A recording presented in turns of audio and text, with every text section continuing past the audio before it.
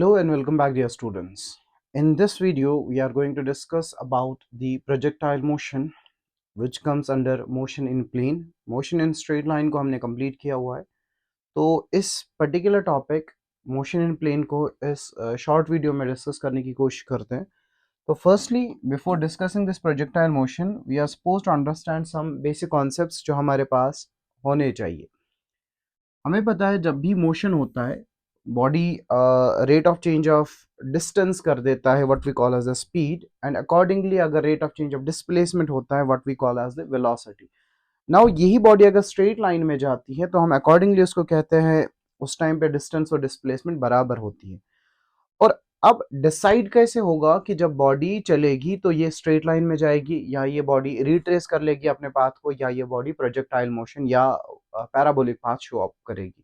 तो उसके लिए first parameter we just need to understand, suppose अगर बॉडी में एक्सेलरेशन और वेलोसिटी दोनों की डायरेक्शन सेम है या मैं कह दूं दोनों के साइन सेम है, अगर एक पॉजिटिव तो दूसरा positive, both being vector quantity, sign here means only the direction. अगर मैंने इस साइन को पॉजिटिव मान लिया, अगर एक्सेलरेशन भी इस डायरेक्शन में है और वेलोसिटी भी इस डायरेक्शन में है तो ध्यान रख लेना बॉडी की we call the body will speed up and ये बॉडी चलेगी स्ट्रेट लाइन में. ये बॉडी चलेगी स्ट्रेट लाइन में, पाथ जो होगा वो बिल्कुल स्ट्रेट लाइन होगा. Now in the same context अगर बॉडी एक्सेलरेशन इधर या वेलोसिटी इधर, दोनों की डायरेक्शन सेम, तब भी बॉडी स्पीड अप होगी और अभी भी बॉडी जो है वो स्ट्रेट लाइन में ही मूव करेगी. The body will still move in straight line. After this suppose अगर बॉडी में वेलोसिटी की डायरेक्शन अलग है और एक्सेलरेशन की डायरेक्शन अलग है तो बॉडी यहाँ पे क्या होती है डियर स्टूडेंट्स, वो होती है स्पीड डाउन. तो बॉडी क्या होगी, स्पीड डाउन, और ये बॉडी तब भी चलेगी स्ट्रेट लाइन. और इन द सेम कॉन्टेक्स्ट अगर मैं यहाँ पे वेलोसिटी और यहाँ पे एक्सेलरेशन लगा दूं तो it will still be speed down क्योंकि दोनों का डायरेक्शन अपोजिट है but straight, still the path will be straight. Now इस केस में हम ये समझते हैं कि अगर एक्सेलरेशन और वेलोसिटी, अगर एक्सेलरेशन और वेलोसिटी कोलिनियर है तो we will call these as collinear, जिनका लाइन ऑफ एक्शन सेम होगा या जिनकी लाइन जो हेड टू हेड या टेल टू टेल ज्वाइन हो रहे होंगे, तब बॉडी या तो स्पीड अप हो सकती है डिपेंडिंग अपॉन द साइन या बॉडी स्पीड डाउन हो सकती है depending upon the sign, but still जो बॉडी है ना वो हमेशा क्या चलेगी डियर स्टूडेंट, स्ट्रेट लाइन. हमेशा क्या चलेगी, straight line. Now interesting part ये है कि सपोज अगर यहाँ पे एक फुटबॉल रखा हुआ है, एक फुटबॉलर फुटबॉल को किक करता है तो वो बॉडी जो है पैराबोलिक पाथ फॉलो करती है. ऐसा क्यों करती है? तो उसके लिए एक बेसिक सा आइडिया ये समझना है आपको कि अगर एक्सेलरेशन एंड वेलोसिटी के बीच में या मैं सिंपली बोल दूं एक्सेलरेशन एंड वेलोसिटी अगर वो नॉन कोलिनियर है, अगर वो नॉन कोलिनियर है means there is certain angle other than 180 and 0 degree, तो उसमें क्या होगा, ये जो बॉडी का जो पाथ होगा वो हमेशा क्या होगा डियर स्टूडेंट्स, पैराबोलिक पाथ होगा. वो हमेशा पैराबोलिक पाथ फॉलो करेगी. और जो ही वो पैराबोलिक पाथ फॉलो करेगी और वो वाला मोशन मान लेते हैं, ऐसा समझते हैं कि बॉडी को आपने ऐसे वेलोसिटी दे दी और एक्सेलरेशन इस डायरेक्शन में, तो ये एक्सेलरेशन ऐसे है और वेलोसिटी इस डायरेक्शन में. हमें पता है कि हमें यहाँ पे पाथ का टेंजेंट ड्रॉ करने पे वेलोसिटी की डायरेक्शन मिलती है. तो जहाँ पे वेलोसिटी और एक्सेलरेशन के बीच में सर्टेन एंगल आया, like they are non collinear, they are non collinear, तो जो ही वो नॉन कोलिनियर आ गए तो बॉडी के एक्सेलरेशन और वेलोसिटी में जब भी ये नॉन कोलिनियर एंगल आ जाता है तो बॉडी हमेशा क्या करती है, पैराबोलिक पाथ फॉलो करती है. अब इसका कॉन्सेप्ट समझना, जो ही ये पैराबोलिक पाथ फॉलो करेगी तो ये बॉडी जाएगी ऐसे and somewhere it will touch the ground. तो ये वाला मोशन जिसमें एक्सेलरेशन और वेलोसिटी आर नॉन कोलिनियर, और इस मोशन को ही हम dear students parabolic motion, sorry projectile motion कहते हैं. और प्रोजेक्टाइल मोशन जनरली हम इसी पैराबोलिक पाथ को ले लेते हैं. अब इसका कॉन्सेप्ट समझना ऐसा क्यों होता है. मान लेते हैं यहाँ पे वेलोसिटी है और यहाँ पे एक्सेलरेशन है. ये एक्सेलरेशन और velocity they are at certain angle जिसको मैंने थीटा मान लिया है.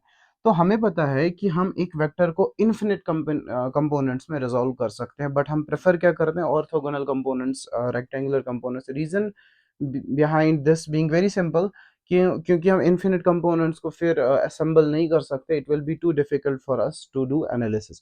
तो मैंने मान लिया यहाँ पे एक एक्सेलरेशन है और एक्सेलरेशन का एक कंपोनेंट, या ऐसा हम समझ लेते हैं कि एक कंपोनेंट ले लेते हैं, ये एक्सेलरेशन है और ये वेलोसिटी है, और एक्सेलरेशन का एक कंपोनेंट जो है इधर मान लेते हैं ये थीटा है, तो ये है ए कॉस थीटा, और इसका एक परपेंडिकुलर कंपोनेंट होगा that is a sine theta. तो जो ही हम इस एक्सेलरेशन के दो कंपोनेंट्स देखेंगे, एक component is along the velocity, जिधर की तरफ वेलोसिटी लग रही है, एक्सेलरेशन का एक component that is a cos theta उसी डायरेक्शन में जा रहा है, तो ये वाला कंपोनेंट जो एक्सेलरेशन का होगा, इट विल स्पीड अप, ये इस वेलोसिटी को बढ़ा देगा, या हम इस कह सकते हैं कि वेलोसिटी को मैग्नीट्यूड को बढ़ा देगा, जिसकी वजह से मैंने स्पीड अप कहा। क्योंकि आप यहाँ पे अगर ध्यान से देखेंगे तो यहाँ पे एक्सेलरेशन और वेलोसिटी के बीच में angle they are along the same line, और हमें पता है कि अगर एक्सेलरेशन और वेलोसिटी स्ट्रेट पाथ में है तो ये तो जाता स्पीड अप, और स्पीड अप होने के बाद ये स्ट्रेट लाइन में जाता, बट ये जो ये वाला कंपोनेंट है that is a sine theta, it will change the direction. तो आप यहाँ पे क्या देख रहे हैं, कॉन्टिन्यूसली दो चीजें लग रही है, एक कंपोनेंट जो है ए साइन थीटा जो इसकी डायरेक्शन को बदलेगा, एक कॉस थीटा इसको स्पीड अप कर देगा। तो जब दोनों स्पीड अप और डायरेक्शन को कॉन्टिन्यूसली बदलना है, तो स्पीड भी बदलनी है, डायरेक्शन भी बदलनी है, तो ये पाथ जो है ना हमेशा क्या होगा डियर स्टूडेंट्स, पैराबोलिक पाथ होगा। और इसी वजह से ए साइन थीटा तो डायरेक्शन को बदलेगा, ए कॉस थीटा क्या स्पीड अप को बढ़ा देगा, स्पीड को बढ़ा देगा। तो इस वजह से हम क्या कह सकते हैं कि ये पाथ जब जिसमें ये दोनों कंपोनेंट्स आएंगे, तो बॉडी में क्या आ जाएगा, एक टू डायमेंशनल मोशन आएगा जिसको हम प्रोजेक्टाइल मोशन कहते हैं। तो प्रोजेक्टाइल मोशन क्या होता है कि it is a motion when acceleration and velocity are non collinear. Acceleration और वेलोसिटी क्या होते हैं, नॉन कोलिनियर, और इसी मोशन को ही हम डियर स्टूडेंट्स प्रोजेक्टाइल मोशन कहते हैं। This is what we call as the projectile motion. Projectile motion का बेसिक फंडामेंटल हमने ये समझ लिया कि जब भी एक्सेलरेशन और वेलोसिटी के बीच में कोई एंगल होगा, वो नॉन कोलिनियर एंगल होना चाहिए, तो उसकी वजह से क्या होगा कि बॉडी में पैराबोलिक पाथ फॉलो अप होगा, उसी को हम जनरली क्या कहेंगे, प्रोजेक्टाइल मोशन। अब इसमें क्या होगा, एक्सेलरेशन और वेलोसिटी के बीच में there will be a certain angle, तो उसकी वजह से the particle will execute a motion. Now इस प्रोजेक्टाइल मोशन को फर्दर समझने के लिए हम कुछ पहले अजम्पशंस मान के चलते हैं। We have to understand some assumptions, इन assumptions की मदद से हम आगे प्रोजेक्टाइल मोशन की ट्रेजेक्टरी इक्वेशन को डिराइव करते हैं।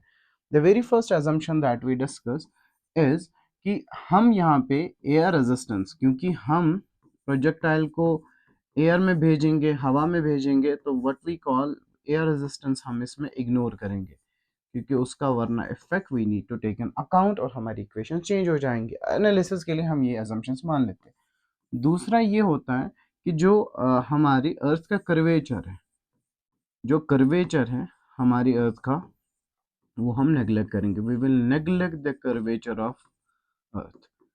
कि हमें पता है जो हमारी अर्थ है वो ओब्लीट सेफेरॉइड शेप की है, बट अगर हम राइट नाउ देखेंगे तो हमें बिल्कुल अर्थ जो है फ्लैट दिखेगी, क्योंकि हम यहाँ पे कर्वेचर को कंसिडर नहीं करेंगे। अगर कर्वेचर को कंसिडर करेंगे तो यहाँ पे बहुत सारे इफेक्ट्स आएंगे जिनको हमें कंसिडर करना पड़ेगा, जो हमारी हाइट है, डेप्थ है, वो चेंज हो जाएगी। और इम्पॉर्टेंट पॉइंट क्या है डियर स्टूडेंट्स, हम जनरली जो है जब भी हमें कर्वेचर को ध्यान में रखना होता है, तो कर्वेचर जनरली हम जो जियोडेटिक सर्वे में हम डिस्कस करते हैं कि अगर हमारा अर्थ का जो सर्वे है, या मतलब जब तक हम एनालिसिस करेंगे 195 किलोमीटर से 250 किलोमीटर स्क्वायर तक, अगर हमारा एनालिसिस या हमारा प्रोजेक्टाइल इससे ज़्यादा दूर जा रहा है, तो we need to take into account the curvature of the earth. But हमारे प्रोजेक्टाइल जनरली इससे कम रेंज के होते हैं, तो so we will take the earth as flat, तो इसलिए हम कर्वेचर को इग्नोर करेंगे। तीसरा पॉइंट जो है हमारे पास कि जो रोटेशन है, हमें पता है अर्थ जो है रोटेशनल मूवमेंट शो करती है, रोटेशन ऑफ अर्थ को भी हम इग्नोर करेंगे, रोटेशन इफेक्ट, या मैं ऐसा मान के चलेंगे the effect of rotation of earth is also ignore. हम ये नहीं मानेंगे कि हमारी जो रोटेट करेगी, हमने प्रोजेक्टाइल यहाँ से लॉन्च किया, अब ये अर्थ हमारी रोटेट यहाँ पे होगी तो we will miss the target and so on, कि हम टाइम ऑफ फ्लाइट को जज ना कर सके. We ignore this. And fourth point is very very important. जो हम ये मान के चलेंगे, हम कहेंगे only acceleration due to gravity, जो एक्सेलरेशन लगेगी that is acceleration due to gravity, और वो हम मानेंगे इंपॉर्टेंटली कांस्टेंट थ्रू आउट. हम ये मानेंगे कि ये जो हमारी एक्सेलरेशन ड्यू टू ग्रेविटी है वो हमारी कांस्टेंट है थ्रू आउट. ये इंपॉर्टेंट पॉइंट है कि हम ये मान के चलेंगे कि जो भी इसमें एक्सेलरेशन लगना है वो एक्सेलरेशन ड्यू टू ग्रेविटी ही होगा, और कोई एक्सेलरेशन नहीं होगा. एयर का कोई एक्सेलरेशन नहीं होगा, एयर का कोई रेजिस्टेंस नहीं होगा, कर्वेचर की वजह से कोई इम्पैक्ट नहीं आएगा, रोटेशनल इफेक्ट नहीं आएगा वहां पे. हम ये मान के चलेंगे कि ओनली जो वहां पे लगेगा दैट इज द एक्सेलरेशन अर्थ का. नाउ इसी चीज से हम एनालिसिस करेंगे इस चीज को कि अर्थ का कॉन्सेप्ट, अर्थ में प्रोजेक्टाइल मोशन कैसे होता है. तो उसके लिए ना पहले इंपॉर्टेंट पैरामीटर जो मैंने फोर्थ अजम्पशन माना कि there should be only gravity existing. Suppose हम एक फायर क्रैकर को ले लेते हैं. फायर क्रैकर, हमने एक फायर क्रैकर को प्रोजेक्ट किया. Once we lit that fire cracker, ये ऊपर तो चला जाता है बट वहां पे लिफ्ट मिलता है, ड्रैग मिलता है जो उसके अंदर फ्यूल भरा होता है उसकी वजह से. सो हम ये कह सकते हैं it's not only the gravity acting on it. तो हम इसीलिए इसको प्रोजेक्टाइल मोशन में कंसिडर नहीं करते even though it is showing the parabolic path. The parabolic path which any object must execute, उस पर सिर्फ लगना चाहिए ग्रेविटी फोर्स और कोई फोर्स उस पर लगना नहीं चाहिए, then we will call that as projectile motion. ये इसके एनालिसिस के लिए इंपॉर्टेंट है. सिमिलरली अगर मैं इसको प्रोजेक्टाइल मोशन नहीं कंसिडर करूंगा, नाउ सिमिलरली अगर मैं एक एरोप्लेन की कंसिडर को समझ लूँ कि जब एक एरोप्लेन जो है उड़ता है, मूविंग एरोप्लेन और फ्लाइंग एरोप्लेन के लिए भी हम इस चीज़ को मान लेते हैं कि उसमें फ्यूल की वजह से, इंजन एक रॉकेट प्रपल्शन वाला कॉन्सेप्ट लगा लेते हैं हम कि जब वो उड़ता है तो उसमें फ्यूल एनर्जी सप्लाई करता है. It's not only the gravity that's acting और which is making it fly, no. तो उस केस में हम भी इसको जो है प्रोजेक्टाइल में कंसिडर नहीं करेंगे. इन द सेम कॉन्सेप्ट अगर हम एक फुटबॉल को कंसिडर करेंगे, एक फुटबॉल को किक किया गया तो फुटबॉल जो ही लीव किया यहाँ से तो इस पर सिर्फ लग रहा है ग्रेविटी. ग्रेविटी हमेशा नीचे लगेगा और वेलोसिटी इधर है हर पॉइंट पे, तो इधर जो है there is an non collinear angle, तो इसी वजह से पैराबोलिक पाथ में जाता है. तो हमें किसी ऑब्जेक्ट को प्रोजेक्टाइल मोशन बनाने के लिए we just need to take into account कि वहां पे सिर्फ जो लगना चाहिए that should be only the gravity. Now अगर हम इस प्रोजेक्टाइल मोशन को एनालिसिस करने से पहले अगर हम पहले देखें कि प्रोजेक्टाइल मोशन के टाइप्स क्या है, types of projectile motion. Projectile motion के मल्टीपल टाइप्स है depending upon some angles of projection, कैसे हमने प्रोजेक्टाइल को फेंका. तो द वेरी फर्स्ट प्रोजेक्टाइल अगर हम देखेंगे कि प्रोजेक्टाइल का type that is what we call as an oblique projectile. हम किसी एंगल पे प्रोजेक्ट करेंगे, oblique projectile. Second is horizontal projectile. Second is what we call as the horizontal projectile. The third projectile what we are supposed to know, जब हमारा plane जो है ना वो इंक्लाइन होगा, अगर वो है up the plane, projectile motion. Fourth we can consider down the plane. We can consider one more, that is moving frame projectile. That is moving frame projectile. देखिए पहले हर पॉइंट को डिस्कस करेंगे एंड हमारे सिलेबस में जो है वो ऑब्लिक प्रोजेक्टाइल है but still some questions are being asked from the horizontal projectile. अब द प्लेन और मूविंग फ्रेम प्लेन को हम जनरली सेपरेटली डिस्कस करते हैं. ऑब्लिक प्रोजेक्टाइल का मतलब अगर हमारा प्रोजेक्टाइल ऑलरेडी ग्राउंड पे है और ये पैराबोलिक पाथ फॉलो करके दोबारा ग्राउंड पे ही आया, इसीलिए हम इसको बोलते हैं ground to ground. Ground to ground. यहाँ पे हमारा प्रोजेक्टाइल जो है ना वो ग्राउंड से ही लॉन्च होगा और ग्राउंड पे ही गिरेगा, इसीलिए हम इसको ऑब्लिक प्रोजेक्टाइल बोलते हैं. और हॉरिजॉन्टल प्रोजेक्टाइल का मतलब क्या है कि आपने प्रोजेक्टाइल सर्टेन हाइट से ड्रॉप किया, ऑलरेडी ग्राउंड पे नहीं था, आप you are dropping it certain height. अब इसमें नेसेसरी भी नहीं है कि ये डायरेक्टली जो है ग्राउंड पे आ जाए, ये किसी और बिल्डिंग में आ सकता है, लेट्स से दिस वे. और जनरली हम ऐसा भी मान सकते हैं कि डायरेक्टली ग्राउंड पे आ जाए, उसको हम प्रोजेक्टाइल मोशन कहते हैं. अप द प्लेन का मतलब है कि हमारा जो प्लेन है वो इंक्लाइन प्लेन है। जैसे स्टेयर्स पे, आप स्टेयर्स पे खड़े हो और आपने क्या है कि नीचे से कोई चीज़ ऊपर फेंक दी, तो दैट इज कि हमारे प्लेन का ही कुछ ना कुछ एंगल है और आप प्रोजेक्टाइल को ऊपर फेंक रहे हो।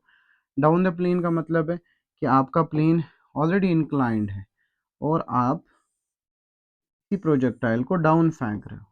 अब इसमें है मूविंग फ्रेम प्रोजेक्टाइल, इसको सेपरेटली डिस्कस करते हैं। मूविंग फ्रेम प्रोजेक्टाइल का मतलब है जो आपका फ्रेम ऑफ रेफरेंस है, मूविंग फ्रेम,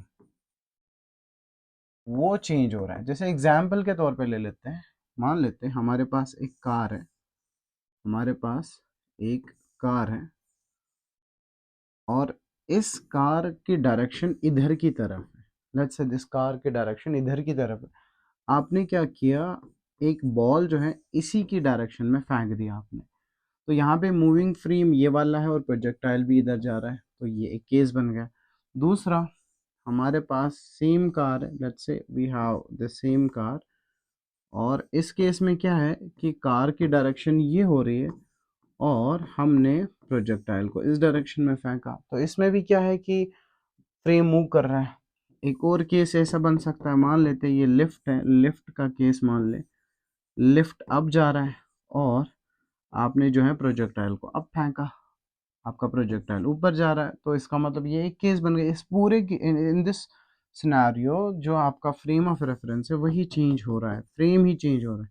तो ऐसा समझ लें कि लिफ्ट डाउन हो रही है और आपने क्या किया, आपने अभी भी प्रोजेक्टाइल को जो है ऊपर फेंका हुआ या नीचे फेंका हुआ है, आप प्रोजेक्टाइल को किसी एंगल पे फेंक रहे हैं।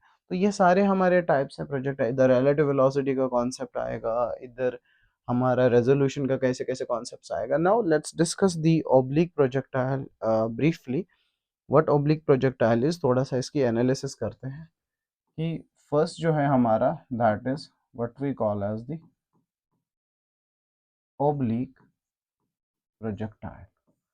हमें पता है कि ऑब्लिक प्रोजेक्टाइल का मतलब होता है it's an projectile motion which is subjected from ground to ground. जैसे एग्जांपल के तौर पे फुटबॉल की देखेंगे, फुटबॉल ग्राउंड पे है ऑलरेडी, आपने किक किया फुटबॉल को, ये दोबारा ग्राउंड पे आ गया, तो that is what we call as the ground to ground projectile motion और what we call as the oblique projectile. अब इसमें कुछ इंपॉर्टेंट पॉइंट्स हैं। पहला, हम हमेशा यहाँ पे एक्स एक्सिस को मानेंगे which is parallel to ground surface. हमारी एक्स एक्सिस के क्या होगी, पैरेलल होगी हमारी ग्राउंड सरफेस पे। दूसरा, जो हमारी वाई एक्सिस होगी, एक्स वाई प्लेन मानेंगे, वो होगी परपेंडिकुलर टू ग्राउंड।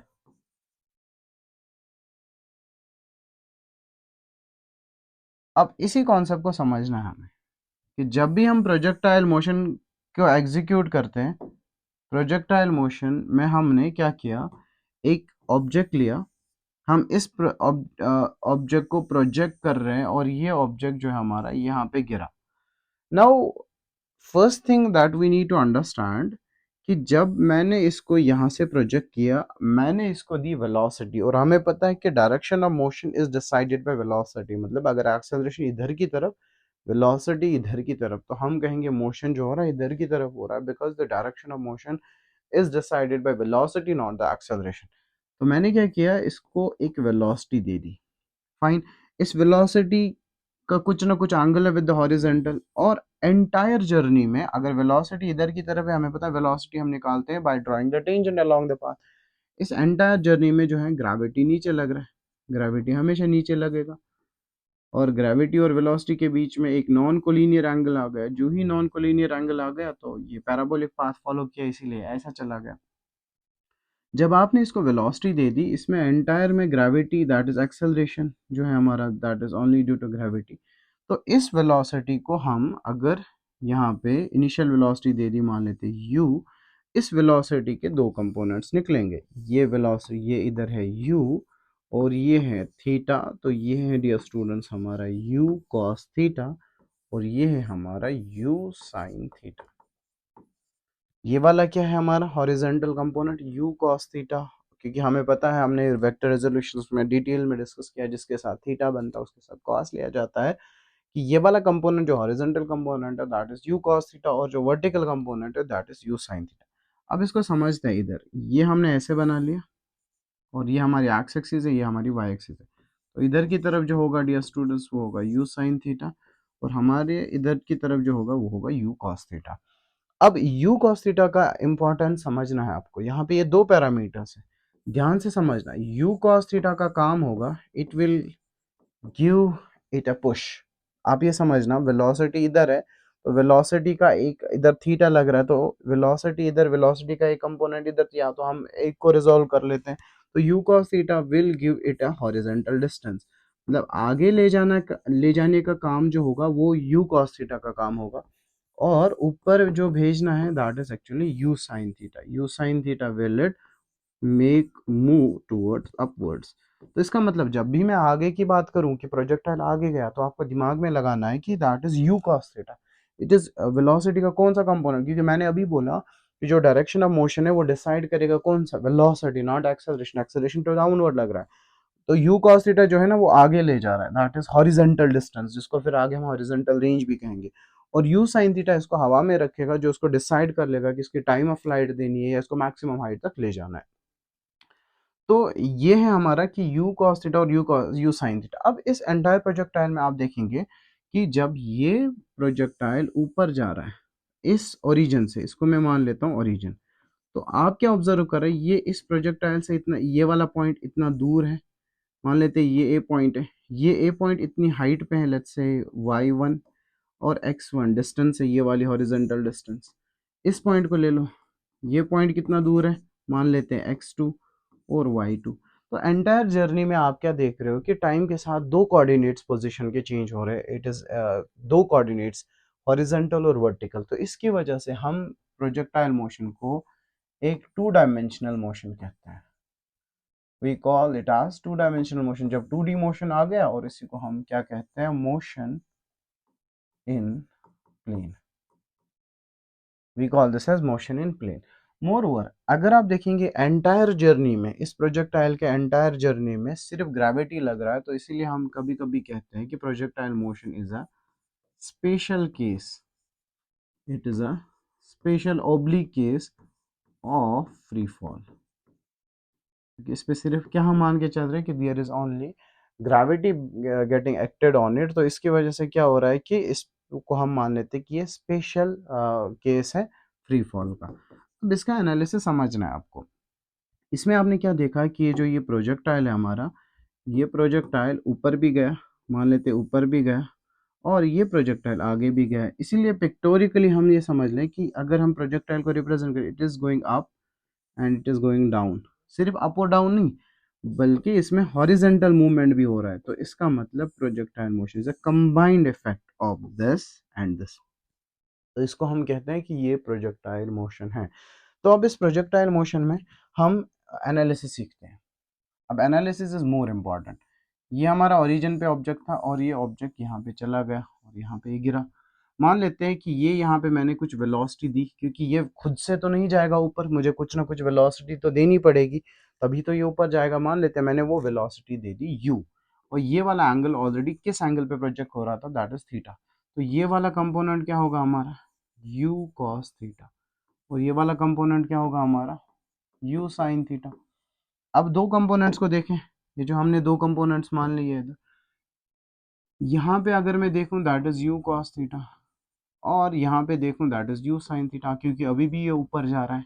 तो मैंने अभी भी बोला आपको थोड़ी देर पहले, ऊपर ले जाने का काम it's of you sine theta, और आगे ले जाने का काम it's of you cos theta.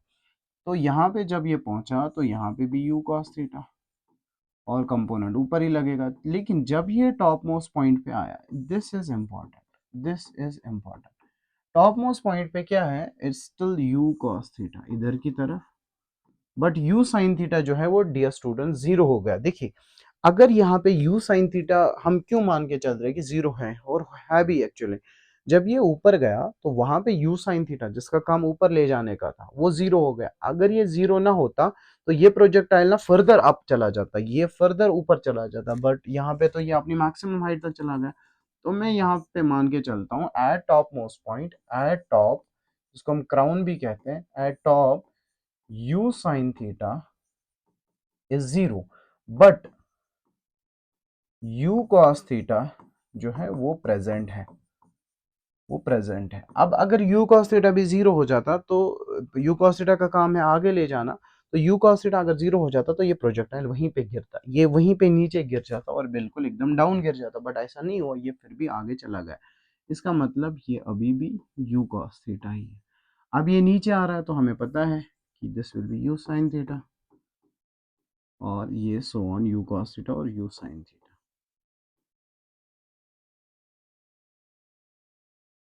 u sin theta. अब एंटायर जर्नी में डियर स्टूडेंट्स आप एक चीज ऑब्जर्व कर रहे हो कि एंटायर जर्नी में u cos theta remains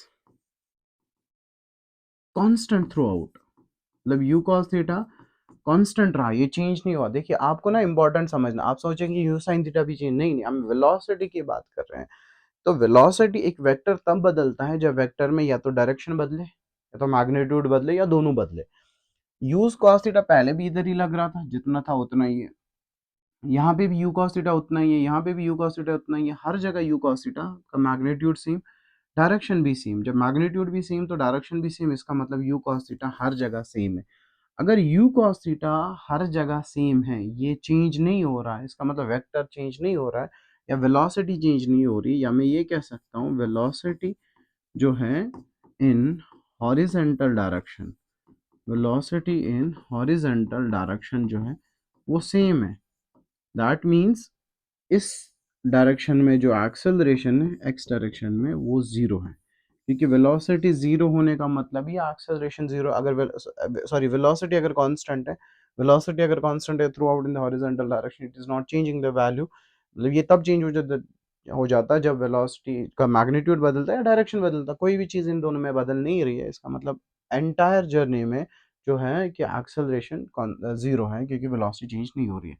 but अगर आप देखेंगे कि वेक्टर क्वांटिटी में दूसरी क्वांटिटी जो हमारी यू साइन थीटा, और हमने इस चीज़ को मोशन अंडर ग्रेविटी में पढ़ा है।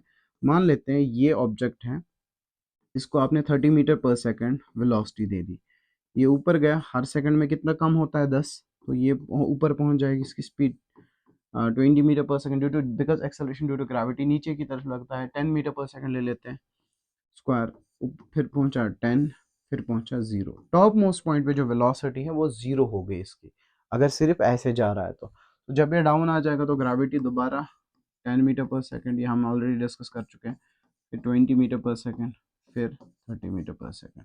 तो आप ऑब्जर्व क्या कर रहे हैं कि सेम हाइट पे सेम वेलोसिटी है, सेम हाइट पे सेम स्पीड है, सॉरी सेम हाइट पे सेम स्पीड है, बट डिफरेंट क्या है, that is velocity, because direction बदल रहा है। तो इसका मतलब अगर मैं एंटायर हॉरिजॉन्टल पोर्शन की बात करूं, एंटायर हॉरिजॉन्टल पोर्शन में यू cos थीटा ने ना, इसने ना तो डायरेक्शन बदला ना तो मैग्नीट्यूड बदला, तो ये कांस्टेंट रहा थ्रू आउट।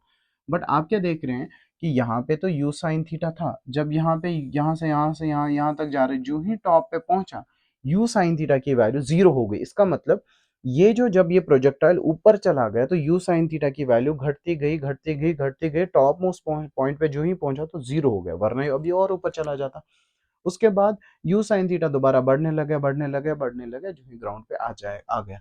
और हम ये जानते हैं कि जिस स्पीड से, स्पीड एट विच, स्पीड की बात कर रहा हूं मैं, ऑब्जेक्ट इज प्रोजेक्टेड,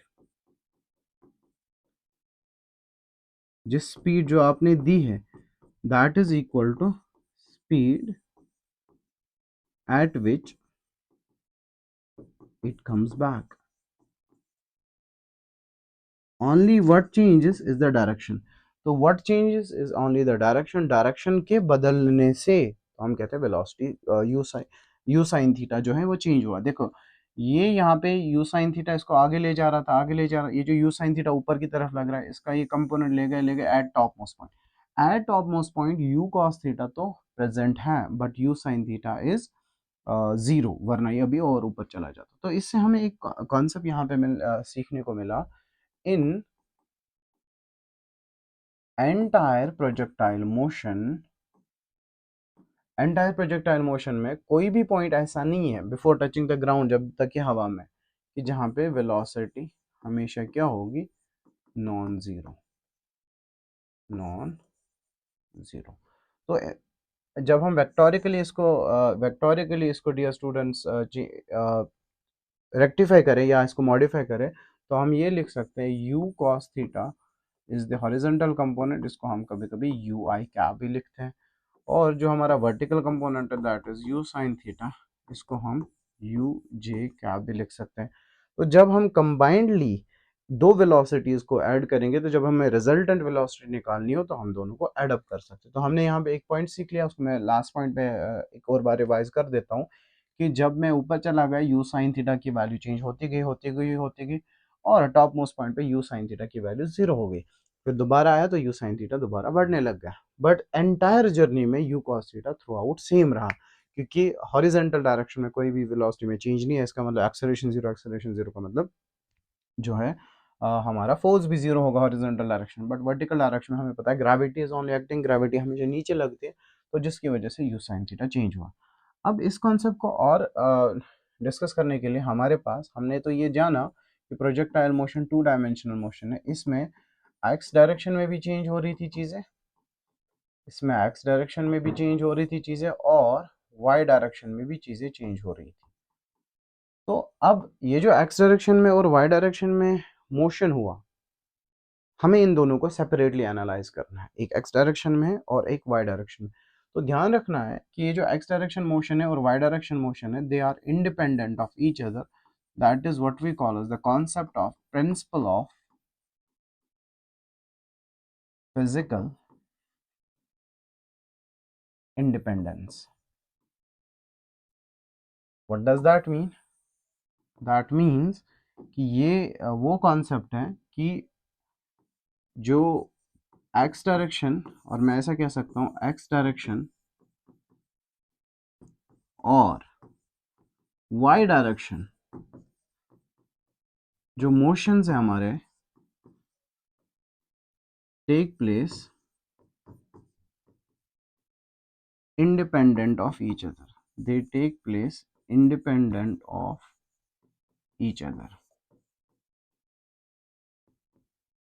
यही कॉन्सेप्ट समझना है। सपोज मैं यहाँ पे दो ऑब्जेक्ट्स ले लेता हूँ, अगर मैं इसको नीचे गिरा दूं और इसको ऐसे ऊपर प्रोजेक्ट नहीं करना, इसी को हॉरिजेंटली प्रोजेक्ट डाउनवर्ड कर लो, तो दोनों का टाइम जो है वो सेम लगेगा। तो इसका मतलब जो एक्स डायरेक्शन है और वाई डायरेक्शन है के मोशन जो है वो दे विल टेक इंडिपेंडेंटली। तो इसी का मतलब है कि हमें दोनों को एनालाइज अलग अलग से करना है। अगर मैं एक्स डायरेक्शन की बात करूं, एक्स डायरेक्शन में हमने अभी देखा कि अगर मैं वेलोसिटी देखूं that is you cos theta everywhere, you cos theta everywhere.